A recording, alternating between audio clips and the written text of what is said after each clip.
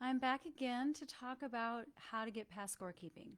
This is a huge thing that comes up all the time, especially I find with young families of children, small children, where the work just never ends. It's like never ending, nonstop, from the second you wake up in the morning until the time you go to sleep at night, and then you get up and you do it all over again. And the weekends are not restful. It's just nonstop, right? So people are low on resources, and couples tend to turn on each other. They tend to try to fight each other for the preservation of their own personal resources, like sleep or time off, away from the responsibilities, downtime, whatever it is that you need that you feel like is under threat because there's so much to do and now you're competing with your spouse for those things. That's when people move into scorekeeping. That's when people move into like, I'm getting the short end of the stick kind of thinking. And so I want to address that because it's very real. It comes from some very valid things, some real stressors that most couples endure, especially when they have young children. But not just that. I mean, this comes up not just with young children, but I find it comes up most in that, and I can just personally relate to that situation. That was a time when I was scorekeeping in my marriage, and so I want to talk about it because it's been coming up a lot lately. And if you're somebody who does feel like you're doing more, or you feel like you're getting the short end of the stick, or you're just never feeling appreciated, then this is for you. So what I'm going to do is talk a little bit about what are the things that I hear the most about this topic when things feel unfair, when there's inequity and you're into scorekeeping, what comes up the most, how this shows up for couples, and then some shifts, 3 shifts that you can make that will help you get past that and just sort of like bypass that whole way of thinking. So, because it's a place of suffering and it's really hard to get out of when you're really in it, it's like that that's what you're doing and you don't want to be doing that, but you don't know how to get out. So, what I hear a lot is when I make a suggestion when I'm coaching one of my clients, I might hear something along the lines where it just doesn't feel right that I should have to do that when they won't do that for me.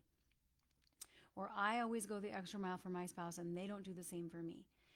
An example might be I why should I have to check with them about what I'm going to be doing when they don't check with me when they make plans and they just assume I'm going to be home with the kids, whereas when I want to do something, I always ask them, would that be okay? And trying to get their buy in because I know that it's going to directly impact them.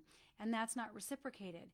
And, or it could be like I do all the housework and I don't have anything more to give. So I don't really feel like I can do much more to put energy towards transforming this relationship or even doing the inner work to change some of my default modes because I'm so tired, right? And that is valid. That is so valid.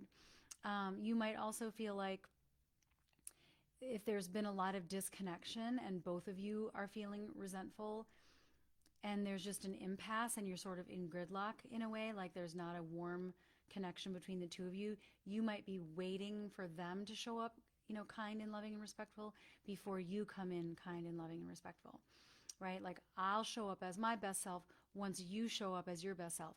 Once you show me how my fears aren't true about the past, then I can relax and come in and bring my A game.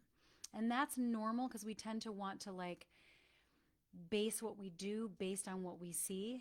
Like we want to not take action unless we have certainty that comes from external conditions.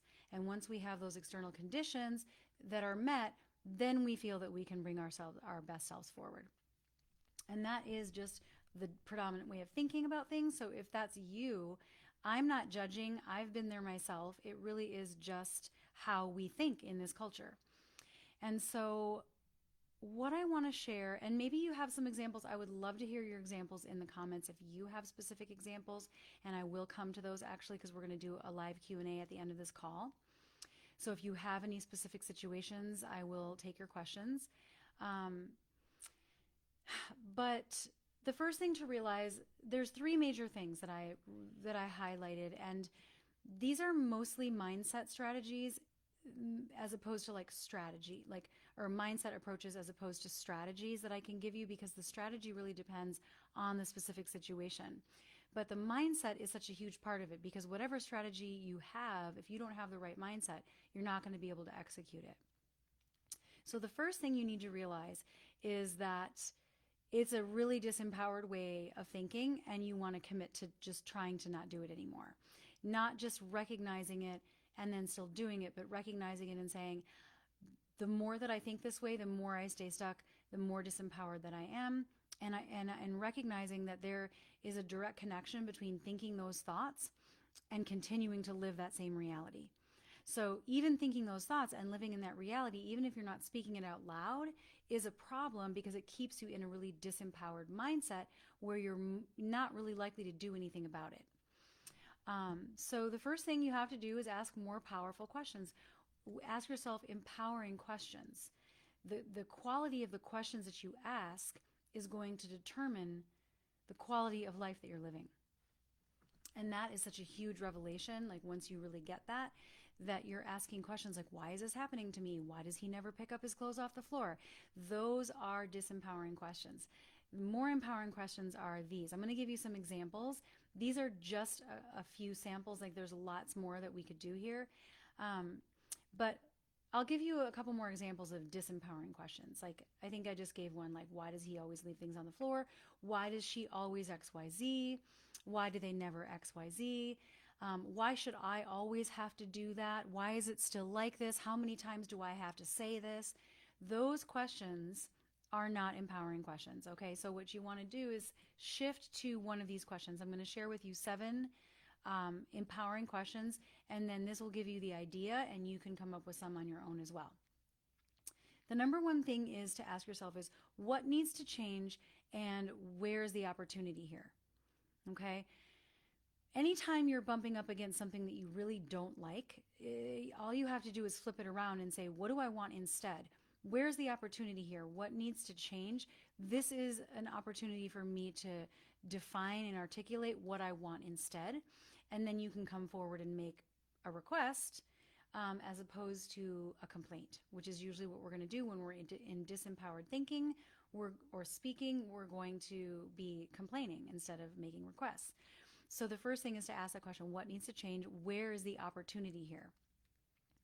The second thing is, you can ask yourself, what is being called up in me that I need to speak up on? Or what unconscious assumptions are needing to be revealed, right? Because you might be going along with something and you're just too uncomfortable to rock the boat. Or maybe you've brought it up a million times and nothing has changed. And maybe you're still doing the things that you didn't want to be doing, all of those things, and you're still doing them. What needs to be looked at? What unconscious assumptions are there? What unconscious pressure are you putting on yourself? What permission are you not giving yourself to do less if you feel like you're doing too much? What needs to come to the light? You know, it might be that we have to rock the boat, or it might be that there's some beliefs that have to be changed in order to step up and say, I don't want to do it this way anymore. Here's what we have to do instead, right?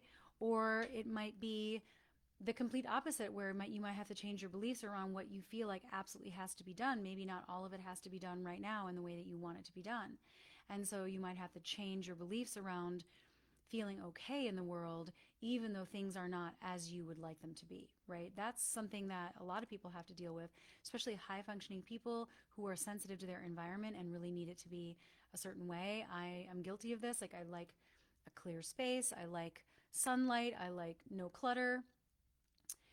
But sometimes it's just a matter of picking your battles. And if you know, like, I can still be okay even if those things are on the floor right now. I know that sounds so simple, but honestly, for some people, it feels like a safety thing. Like, I'm not safe until everything is in order. And if you know what I'm talking about, you know who you are. The third question you can ask yourself is, what am I grateful for right now? What is great in this moment? Because we filter things out all day long. And if you've heard my live streams before, this isn't the first time I've said this. We are filtering machines. We can't possibly take in and consciously process every single thing that, you know, is in our world every day. We process consciously 40 bits of information per second, and like 10 million or like 40 million bits of information per second unconsciously that we're not even recognizing that we're processing. So we're probably filtering out a lot of things that are going well. We're probably filtering out or ignoring or just, thinking, well, yeah, of course, that should be that way. When you think about housework, it's something that we don't notice unless it's not done right. But when it is done right, nobody notices because that's just how it should be. What can you notice that is really great the way that it is? And get into that feeling of gratitude, because what we notice expands. Where we put our energy will literally be creating our reality. Are you focused on how your husband never does the dishes? Or are you focused on the yard work that he does that you never have to think about? Like, there has to be something, most likely, unless you're in an extreme situation, usually there's some things that you can be grateful for, or at least notice and say, okay, there's a lot of pieces of data here that don't fit the dominant narrative of I'm doing this much and my spouse never does anything around here, right? So look for the good. Think about what is it that you are choosing to focus on. And there's always something to be grateful for. There just always is. Then you can also ask the question, where is the gift in this observation? So if you notice an observation and you're like, I can't do this anymore. I'm going to fall down with exhaustion. I can't do it all. I need help and these things have to be done. Where is the gift in that observation? Is there some kind of generational pattern that you get to disrupt right now? Is there some kind of cultural expectation that you can challenge? Is there some kind of role that you've been playing that you no longer want to play that now you get the opportunity to redefine for yourself? Is the gift an opportunity to call your spouse to a greater level of partnership that he actually might not be opposed to, or that she might not be opposed to, depending on the situation? Look for the gift in the observation. Even in the thing that we don't like, there's usually a blessing in shining the light on it, if nothing else.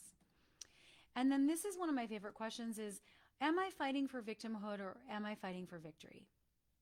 Because I think that it's really natural for couples to, before you start to get conscious of this stuff, the default oftentimes is to vie for the victim position.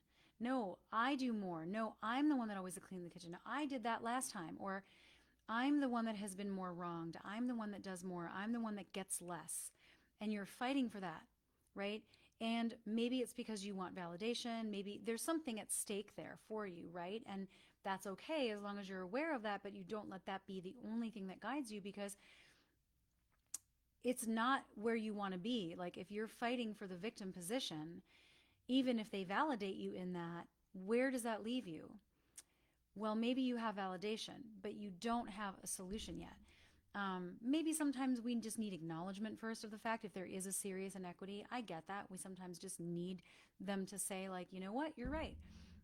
I should be pitching in more. I see how hard you're working. Like, that's at stake. And that would help come to the table, clear the resentment, and now move forward. What are we going to do going forward, and creating a solution. But ask yourself, am I fighting for victimhood or am I fighting for what I want? And if you're not fighting for what you want, then you get the opportunity to stop and say, okay, what do I want? Going back to that first question, what do I want and how can I create that? And that really is the next question I was going to share. Is the question is, what do I want instead? And what can I do to create that? What do I need to communicate? How do I need to communicate this? What needs to be formulated?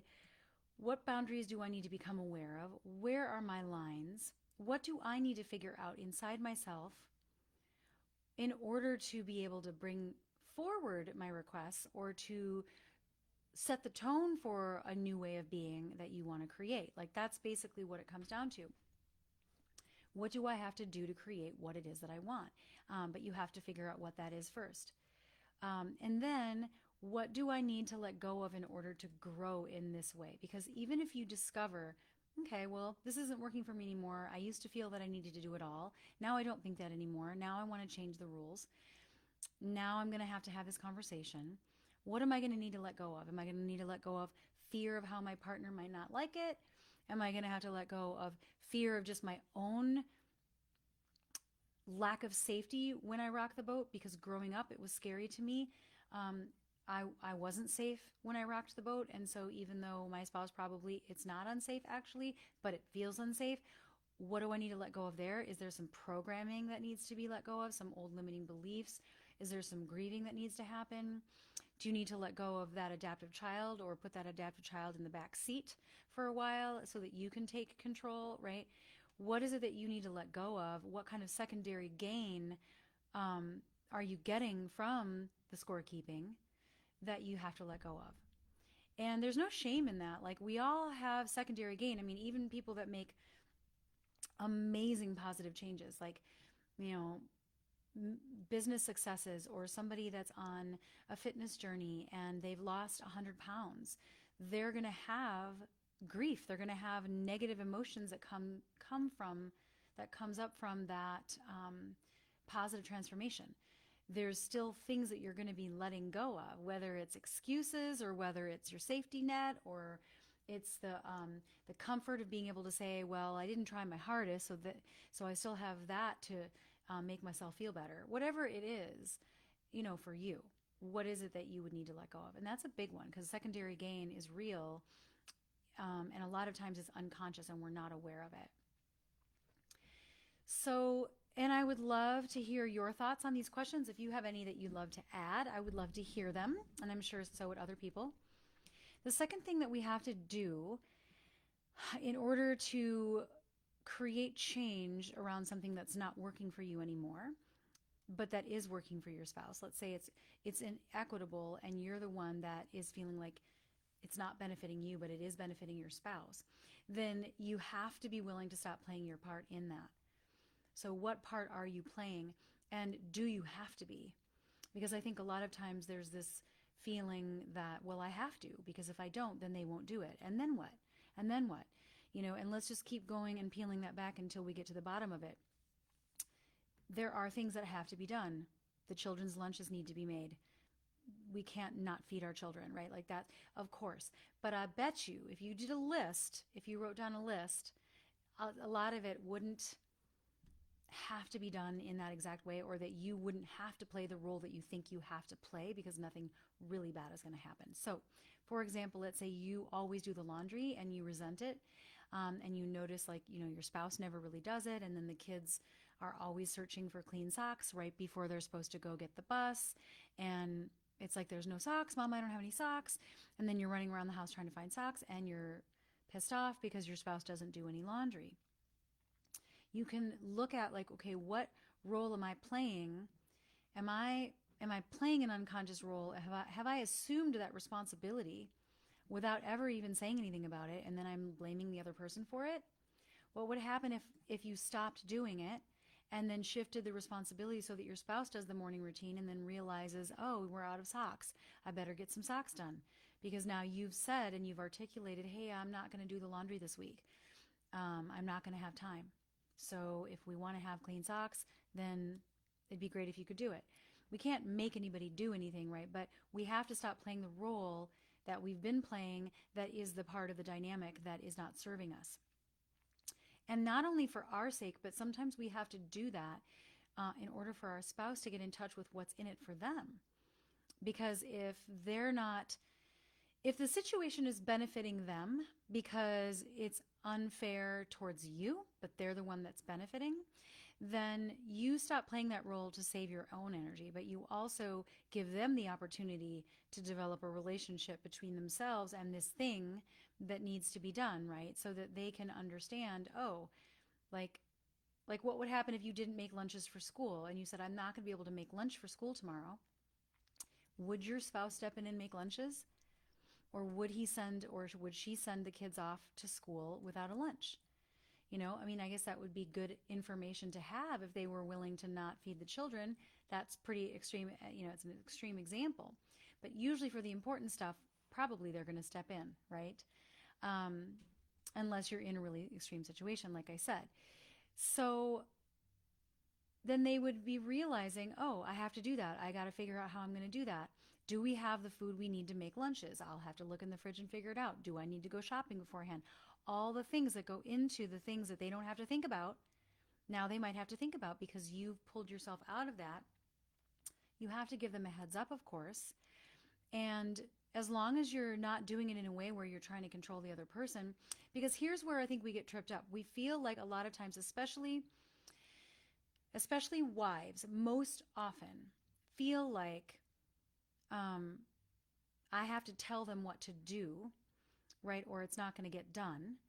And then there's a power struggle, or we feel like we have to ask for help. Hey, I'm not going to be able to make lunches. Can you help me with the lunches? And the problem with that is that the lunches have to be made. It's not just your job to do the lunches. So you're not asking for help. You're asking for somebody else to take their shared responsibility for the children, right? So it's not asking somebody for a favor, which sets a wrong tone, and then they start to feel like I'm always helping you out, and then you feel like you're nagging, and it just perpetuates that dynamic. But instead, you just say, hey, I'm not going to be able to make the lunches. Let me know if you have any questions, right? And then you just go do your thing, and they figure it out, and they realize this is something that has to be done. This is something that I've never had to think about. And it's not that hard, and I can do it too, right? And so it's my job too. And you don't have to be controlling to do that. You don't have to tell somebody what to do to help them understand their own relationship to what needs to be done.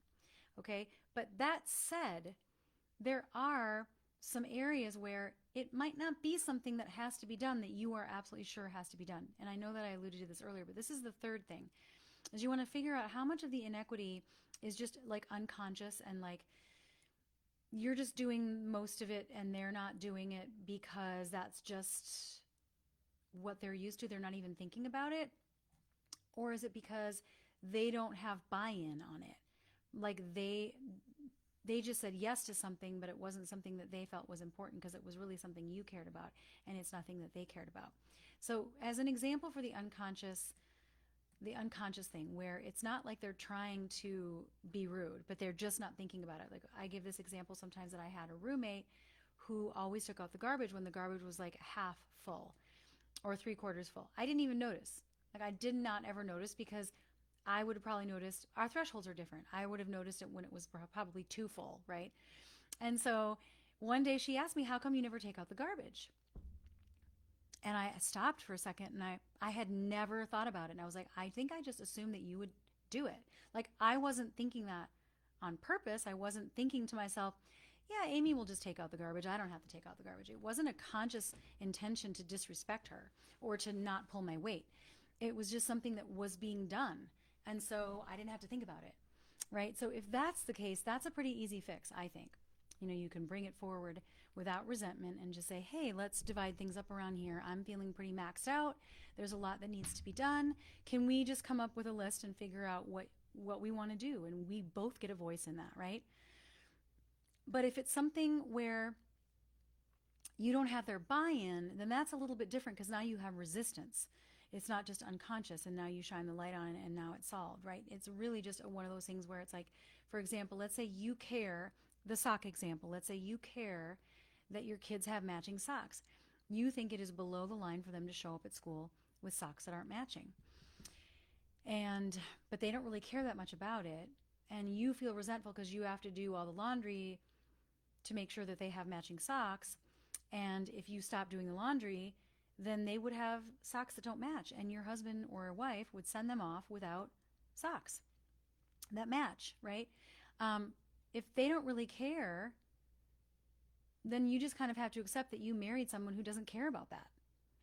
They don't care if the kids have matching socks or not. I don't care. I personally am one of those people. I don't really care if they have matching socks or not. I don't care if other people judge that.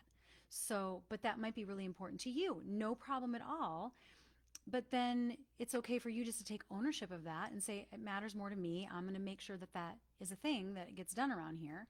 And I'll ask him to pick up, or ask her to pick up some slack in another area if I'm feeling like I don't have time for all of it, right? But there doesn't have to be resentment.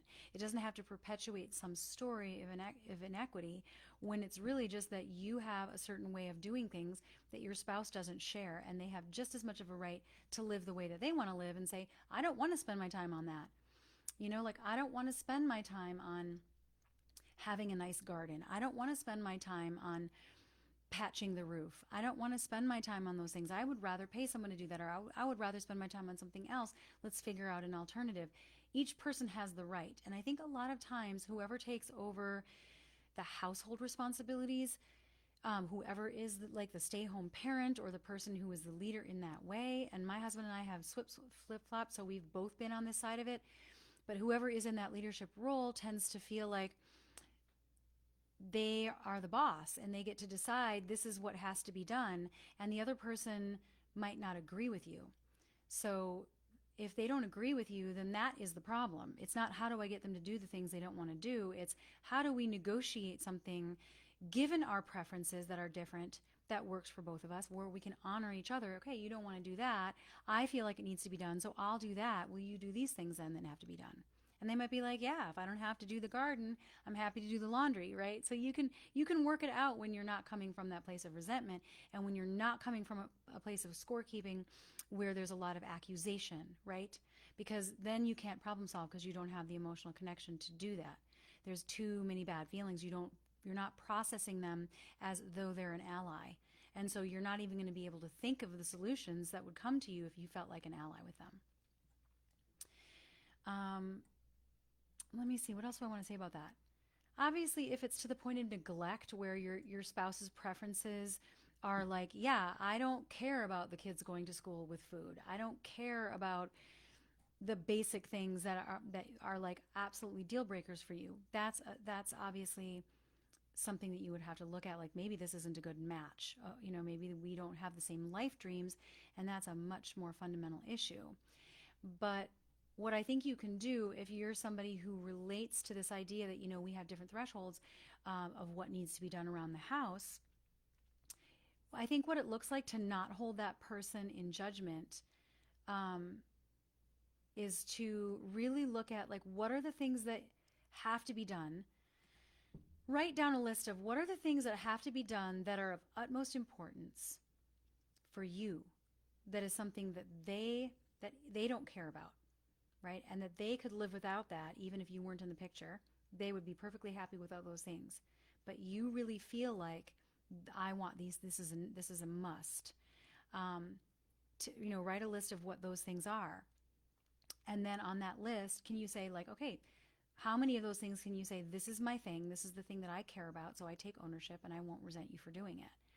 And of course, this is for type A folks that like things a certain way. And we can always ask somebody to do something for us because it makes our lives easier. And the truth is, most reasonable spouses would be happy to do that if it's framed in that manner. You know what? When you do those things, it helps create an environment in which I thrive. I thrive in an environment where there's not a lot of clutter. And if you can do your part in that, even though I know that it's not important to you, it will make a huge difference to me. It will give me more energy. And it's a win-win, right? Because anything that you do to help your partner thrive is going to come back to you. So it's not like you're giving something for no reason. The relationship is a biosphere, as Terry Real says, and what you put out in service of the whole is going to benefit you individually. So it's not really a sacrifice. Do you know what I mean? It's just a matter of, by the time people make those requests, it's coming from a place of criticism. It's coming from a place of judgment, and then nobody wants to do something to help you out because they feel judged, right? I've been on both ends of that as well. So you have to find out what matters most to you. What are the bottom lines? What are you going to fight for? Pick your battles, and then create a conversation around how to delegate those things and moving into the us place. This is all part of the more empowered thinking. One of the questions you could add to the list of empowered questions is, how can we solve this in a way that works for both of us? Because it's not really working for me right now. I know that you don't have a problem with it. It's not really working for me. How many reasonable spouses would not enter into a conversation that starts with, how can we find a solution that would work for both of us? If your spouse doesn't care about what works for both of you, then we have a bigger problem, right? And it might be that in the moment they don't care because they're mad at you. Maybe they have resentments. Maybe that stuff needs to be cleared out first. But overall, and generally speaking, most reasonable spouses will want to do that because you loved each other, which is why you got married in the first place. So sometimes we forget that. Like, we're a team. And if we can put our resources together, we will have so much more energy to co-create the lives we want, where both of us can have our own individual lives too, where each of our thresholds are honored, where the way that each of us wants to live will be respected. Whether that looks like how to decorate the house, or what room can be how messy, or whatever the chores are, or the household responsibilities. It's a lot. It's a lot if you have young kids, and it's a lot if you are working 2 or 3 jobs. And a lot of people right now are working multiple jobs, and there's a lot of moving parts, and it takes a really high level of organization and orchestration and teamwork to be like that well-oiled machine, where once you have that momentum moving in the right direction, it starts to serve you, and you don't feel like you're just constantly putting energy into something that drains you and you never get anything back. So that's it for today, you guys. That's essentially the nutshell of what I want to convey around inequity and the scorekeeping thing. The main thing is mindset around that. That's the number one thing, because any strategies that are offered are not going to be utilized if you're still in that old mindset of scorekeeping and feeling stuck and feeling like you don't have a choice, because you always have a choice. You always have a choice in the role that you're playing, the part that you're playing. And if you don't, because you're afraid for your safety, then you're in an abusive relationship, and then that's another story, and then we really have to look at that. But unless you're in an abusive relationship, you have a choice to make changes without really any major harm to come to you. So ask yourself what holds you back, and I'm going to check to see any comments or questions right now that I can answer for you guys.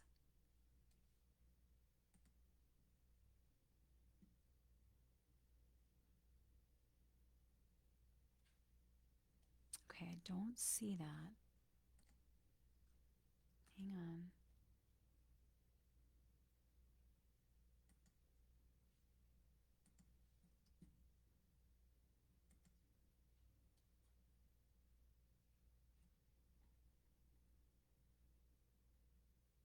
Gotcha. Okay, Kathy. Hi, Kathy.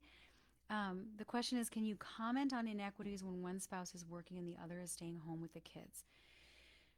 Well, that can bring up a whole host of difficulties, because it depends on what you're valuing. It depends on what you're prioritizing, and it depends on what your understanding is of who is doing what and what's fair. Some people get in arguments because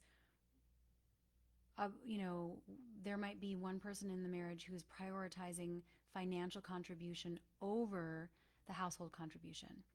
And so they feel like if I'm making the money, then I shouldn't have to do anything around the house. And other spouses would be like, yeah, no, well, the work around the house, especially when you have a young family, that never ends.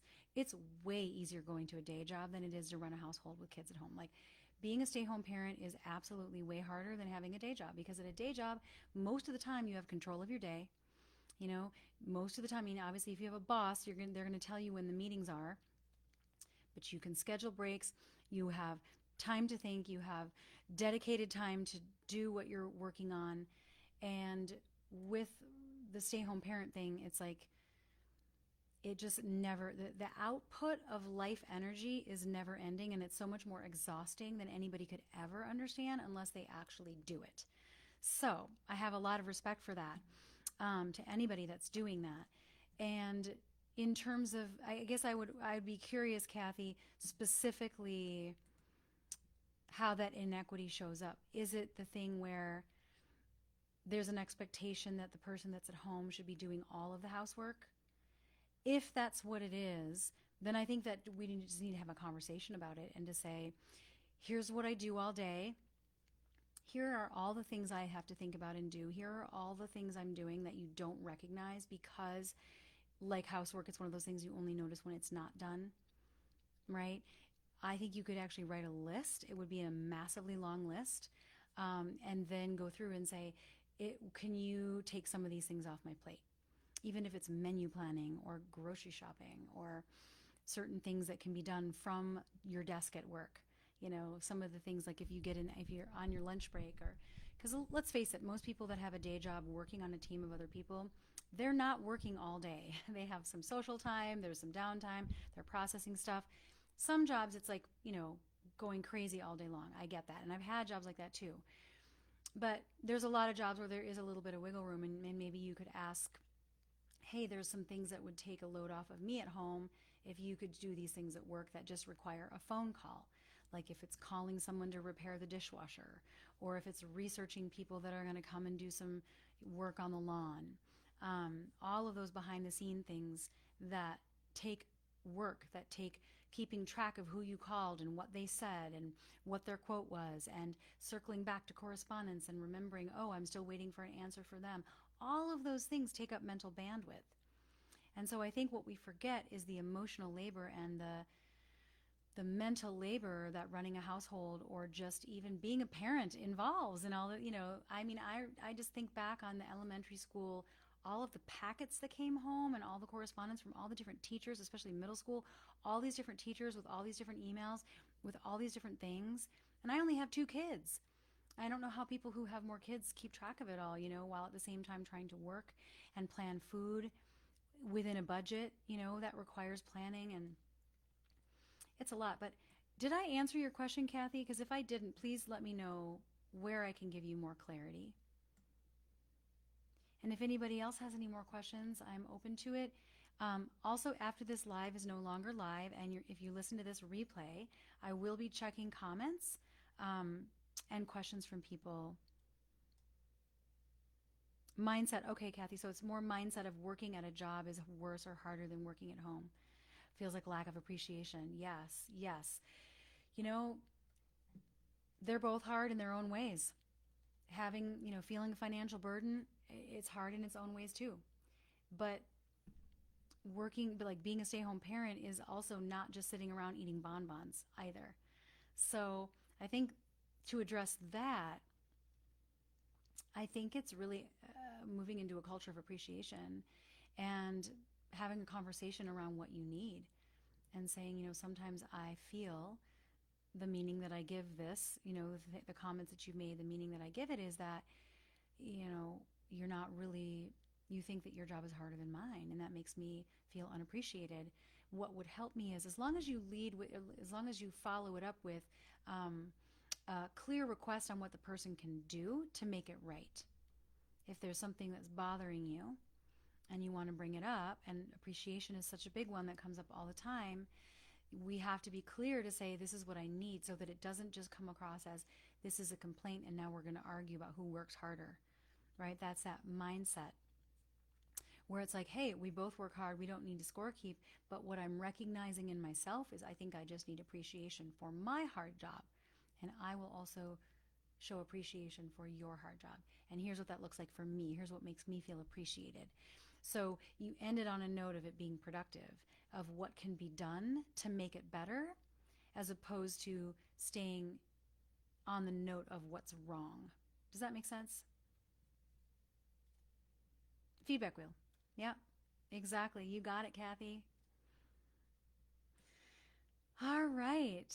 Well, that's it for today, you guys. Oh, wait. Nope. Okay, sorry, wrong post. I thought there was maybe another question, but there is not. So I will check back later to see if there's any more questions or comments. For you too, Kathy, if you think of anything else, I'm happy to answer your questions in here anytime.